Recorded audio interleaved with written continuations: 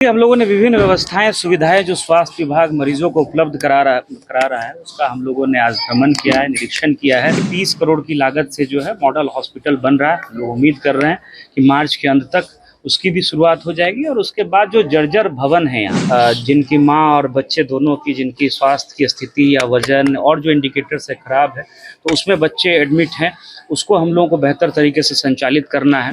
अभी भी कुछ डॉक्टर्स का वेतन स्थगित करके हम लोगों ने स्पष्टीकरण पूछा था 2-4 दिन पहले, जो एक औचक जांच सिविल सर्जन साहब ने स्वयं किया था, उसमें कई डॉक्टर अनुपस्थित पाए गए थे। आज भी कुछ डॉक्टर जो है वो अनुपस्थित है। नमस्कार, आप फर्स्ट लुक बिहार देख रहे हैं और मैं हूं अभिषेक रंजन। मुजफ्फरपुर के जिलाधिकारी सुब्रत कुमार सेन आज सुबह सदर अस्पताल अचानक पहुंच गए। जैसे ही सदर अस्पताल जिलाधिकारी सुब्रत कुमार पहुंचे, वही बता दें कि पूरे अस्पताल में जो है हड़कंप मच गया स्वास्थ्य कर्मी और डॉक्टर के बीच में।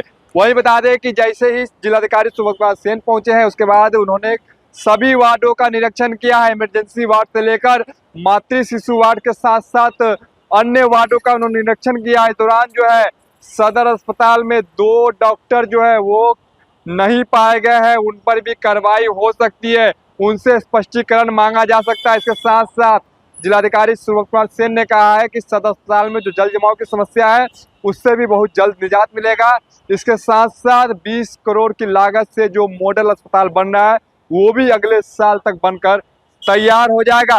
निरीक्षण के दौरान देखिए कि जिलाधिकारी क्या कुछ कह रहे हो, पहले उनको भी सुनिए। इसके साथ साथ क्या कुछ कमी पाई गई है सदर अस्पताल में और क्या क्या व्यवस्था है, उन सभी के बारे में जिलाधिकारी सुब्रत कुमार सेन खुद बता रहे हैं। पहले आप उनको सुनिए। डिफरेंट डिपार्टमेंट्स का सर औचक निरीक्षण किए हैं, क्या पाया गया है?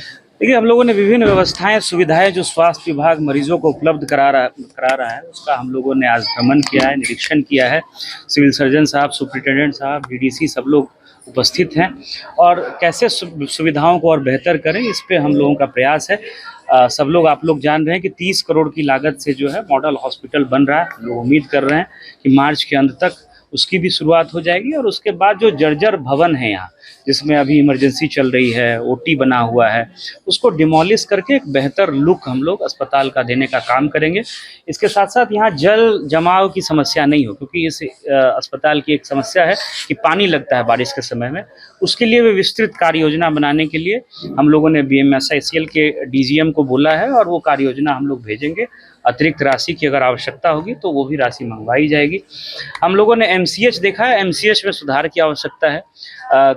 1-2 डॉक्टर अनुपस्थित भी पाए गए हैं, उनसे स्पष्टीकरण भी पूछा जाएगा।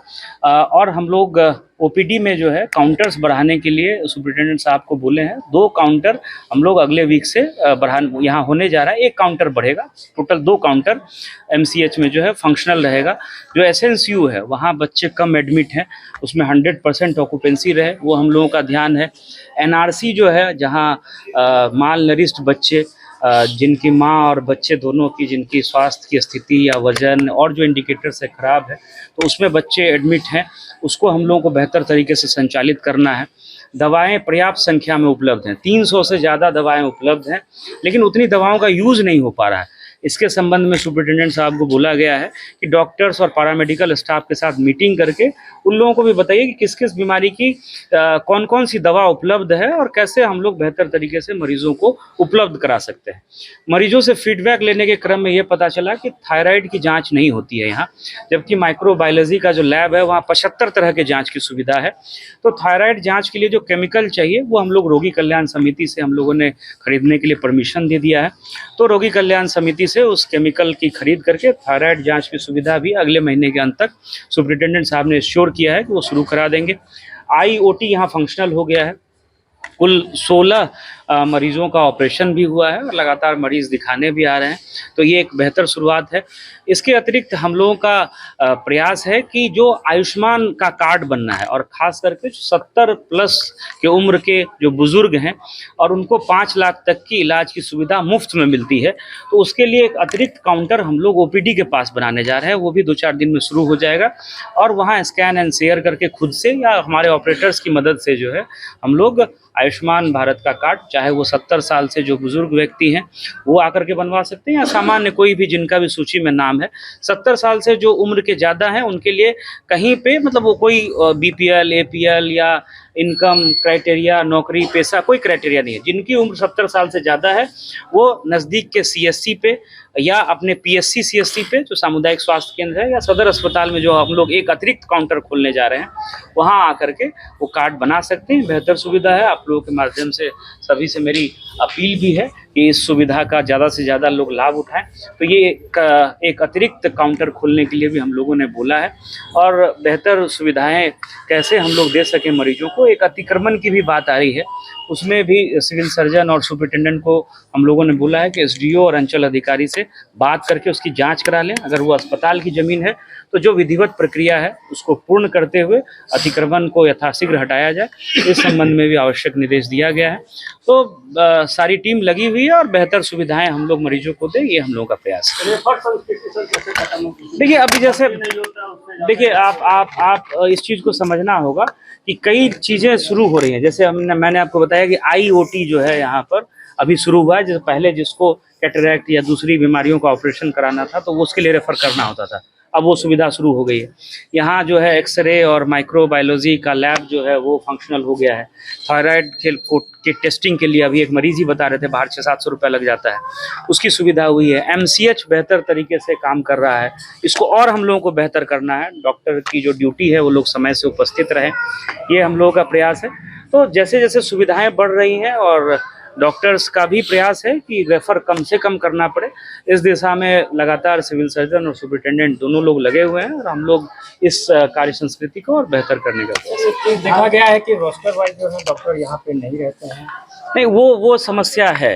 अभी भी कुछ डॉक्टर्स का वेतन स्थगित करके हम लोगों ने स्पष्टीकरण पूछा था 2-4 दिन पहले, जो एक औचक जांच सिविल सर्जन साहब ने स्वयं किया था, उसमें कई डॉक्टर अनुपस्थित पाए गए थे।